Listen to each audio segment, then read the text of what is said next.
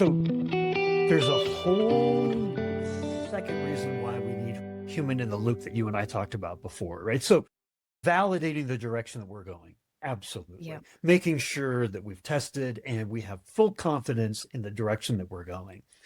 The second is that as B2B organizations, especially in an ABM focus, right, where the one-on-one relationship with our prospects that we're talking to is so important. The thing that we don't have these days is the trust that we want, right? Our brands are trust marks, but if you look at like the LinkedIn Edelman Trust Index, it's been going down for decades. And in fact, the last one that came out said that over 32,000 respondents across the world said that 61% of those respondents were worried. They were worried that business leaders were intentionally misleading them, right? We could go on and on and on, right? Oh, yeah. But the other point from a different study was that the buyers who we're reaching out to, RICP, they trust their peers the same way they trust scientists. Totally different study than Edelman, right? But if you think about it, it's like we're lowest on the totem pole. We're the selling organization. We got skin in the game. We're the ones being accused of being misleading, right?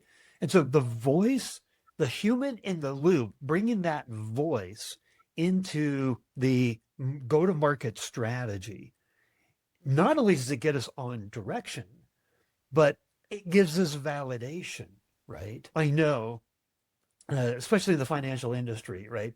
They're stereotyped, but I've worked a lot in financial too. Like there's a lot of boxes we've got to check, right? There's a lot of kicking the tires. There's like, we're not going to just make decisions all based on emotion, even though significant part of that. But how important is human in the loop for just building that trust?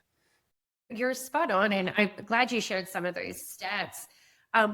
Even just a general consumer sentiment as well, particularly again with generative AI. And I know marketers, technologists have been using AI, generative AI for years and years in different forms of fashion. But this use of widely exposed generative AI and tools has also created, and again, you see all of the deep fakes, you see like Oh it's yeah. in front of the consumer now. They're reckoned with it. And so, particularly as marketers now, that mistrust and misuse of data and representation and the biases that inherently a lot of these models are built on, that distrust is even bigger than what it's been in years past. And as marketers now, I think we're even more and more responsible for how we show up in the market and how even within our organizations that we influence and inform data governance, responsible use of AI, so that trust is not broken. And I think that trust goes in two parts, Steve, too.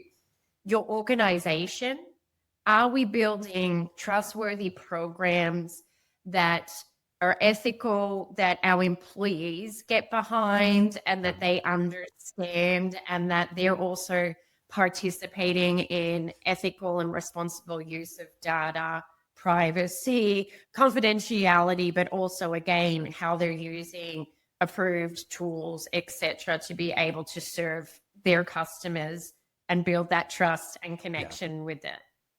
But then also that transparency with the clients that we're trying to serve as well is the use of these tools, data, readily available, accessible, transparent, explainable. AI you use as well. Like this image was generated using AI. This FAQ was using, like that level of transparency is a way for us to do that. But 100%, you're so spot on. The technology can only get us so far.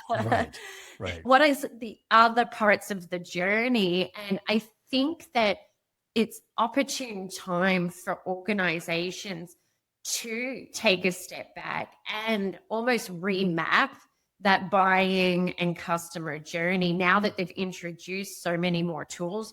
do you really understand where all of those touch points are across that journey?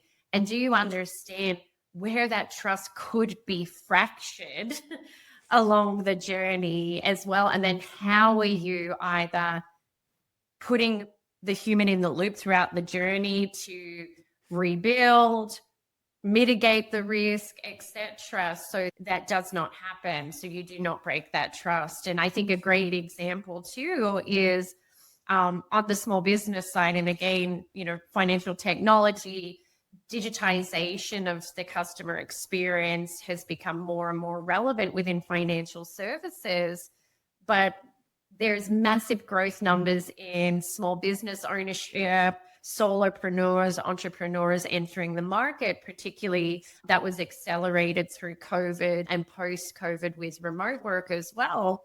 But the reality is too, opening up a small business account is actually pretty stringent, Right. understanding ownership and do I have an EIN or do I not need an EIN? There's a lot of tax requirements there.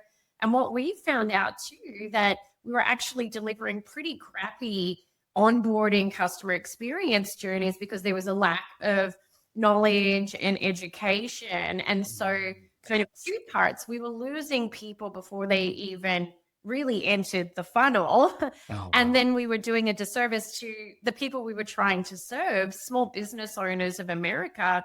We made it hard for them to make money, access money, get access to capital. And so we introduced a human in the loop. Yes, it's primary a digital onboarding, but now we do concierge human onboarding. We interact with human before you start the digital onboarding. So you have the consultation, you understand what is needed of you, so you can then take advantage of a really seamless onboarding experience, right? And then we still assign a relationship manager to you to do the post onboarding and engagement. So it's just another example of yes, the technology can work, but there are scenarios and exceptions where it's crucial to include a human in the loop to be able to really optimize the technology as well.